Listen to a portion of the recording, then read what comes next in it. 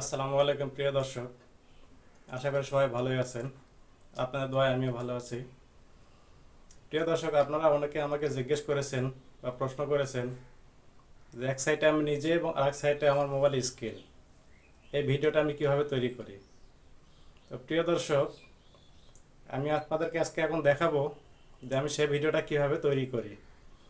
স্ক্রিনটাকে লক্ষ্য করুন, খুব সহজে দেখাচ্ছি। তো প্রিয় দর্শক, এর জন্য আপনার প্রয়োজন হবে একটি অ্যাপ্লিকেশন। তো তার জন্য আপনি সোজা চলে যাবেন আপনার প্লে স্টোরে ক্লিক করবেন। ক্লিক করার পরে এখানে সার্চ বক্সে লিখবেন ইনশুট। দেখুন বন্ধুরা, এখানে লেখা আছে ইনশুট। সার্চ করবেন। সার্চ করার পরে এই অ্যাপ্লিকেশনটা আপনাদের সামনে চলে আসবে। এটাকে ডাউনলোড করে নেবেন। যেহেতু আমার ডাউনলোড করাই আছে, আমি সরাসরি সেই অ্যাপসের মধ্যে চলে গেলাম। এখানে আসার পরে দেখুন এখানে লেখা আছে ভিডিও। তো আপনাকে ভিডিওতে একটা ক্লিক করতে হবে। ক্লিক করার পরে সর্বপ্রথমে আপনাকে একটা ব্যাকগ্রাউন্ড সিলেক্ট করতে হবে। তো ব্যাকগ্রাউন্ড সিলেক্ট করার জন্য আপনাকে এই ফটো সিলেক্ট করতে হবে। ফটোতে একটা ক্লিক করার পরে এখান থেকে আপনার ইচ্ছা মতো একটা ব্যাকগ্রাউন্ড চয়েস করে নিয়ে নেবেন।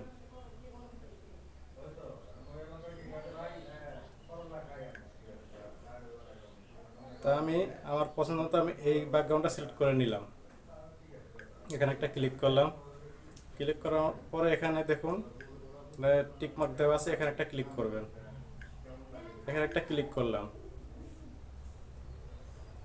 ক্লিক করার পরে এখানে একটা জিনিস আগে প্রথমে আপনার চিন্তা করতে হবে যে আপনি যে ভিডিওটা তৈরি করতেছেন, এই ভিডিওটা আসলে ফেসবুকের জন্য নাকি ইউটিউবের জন্য।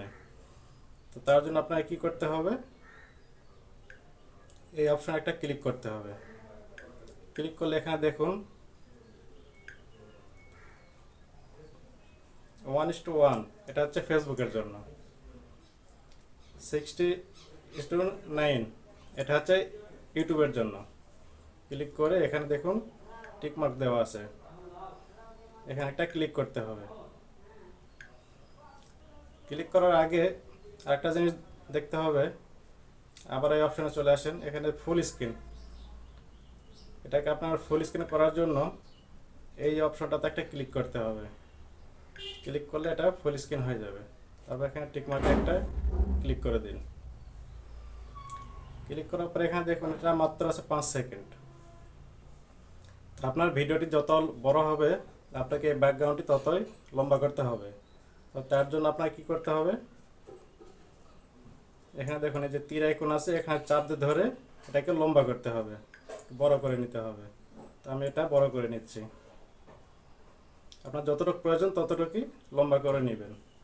লম্বা করে নেওয়ার পরে এখন আপনি যে ভিডিওটি এর উপরে দেখাইতে চান বা যে ভিডিওটি এর সাথে যোগ করতে চান, বা সেই ভিডিওটি নিয়ে আসতে হবে। তো সেই ভিডিওটি নিয়ে আসার জন্য এখানে দেখুন লেখা আছে পিপ। এই পিপ অপশনে একটা ক্লিক করতে হবে। ক্লিক করলে এখানে আপনার সামনে গ্যালারিটা ওপেন হয়ে গেল। ওপেন হওয়ার পরে এখানে দেখুন এই ভিডিও অপশনে একটা ক্লিক করতে হবে। ক্লিক করলে আপনার যে ভিডিওগুলো আছে সেই ভিডিওগুলো এখানে শো করবে। তো এখান থেকে আপনার যে ভিডিওটি এডিট করতে চান সেই ভিডিওটির উপরে একটা ক্লিক করতে হবে। তো আমি এই ভিডিওটি এডিট করতে চাচ্ছি। তো আমি এই ভিডিওটির উপরে একটা ক্লিক করে দিলাম। ক্লিক করার পর আপনার সামনে এরকম একটা ইন্টারফেস চলে আসবে। তো এখানে দেখুন আপনার যে যতটুকু প্রয়োজন আপনি এখানে সাইজ মতো বসিয়ে নেবেন। বসিয়ে নেওয়ার পরে এখানে ভিডিওর উপর একটা ক্লিক করবেন। ক্লিক করার পরে এখানে দেখুন লেখা আছে কাট আউট।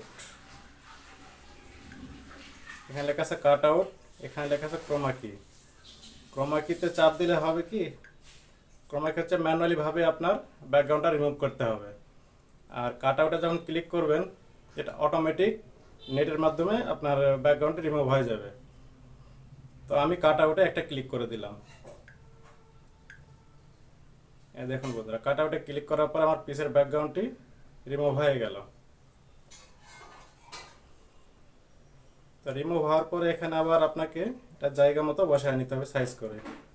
আপনার যতটুকু মানে এখানে ফিট করলে আপনার ফিট হবে ততটুকুই আপনাকে এখানে অ্যাডজাস্ট করে নিতে হবে।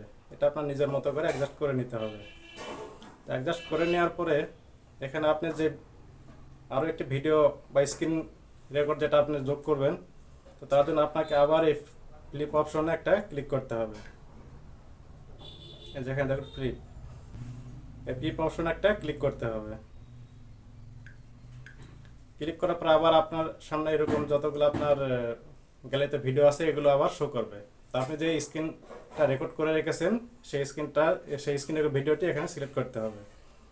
তো আমার এখানে ভিডিওটি সিলেক্ট করা আছে, এটা স্ক্রিন রেকর্ড করা আছে। এইটার উপরে আমি একটা ক্লিক করলাম। ক্লিক করার পরে দেখুন এটা স্ক্রিনে চলে এসেছে। এখন এটা আপনার লম্বা করে বা সাইজ মতো আপনার এখানে বসিয়ে দিতে হবে। যতটুকু ছোটো বড়ো করলে আপনার দেখতে সুন্দর হবে বা ভিডিওর সাথে ম্যাচ করবে, এটা আপনাকে নিজেকে খেয়াল করতে হবে। খেয়াল করে দেখতে হবে যে কোথায় বসালে এটা ম্যাচিং করবে। তো আমি এটা জায়গা মতো বসিয়ে দিলাম। বসিয়ে দেওয়ার পরে দেখুন এখানে এখন দুইটাই কাজ করতেছে, আমার ভিডিও এবং স্ক্রিন রেকর্ড।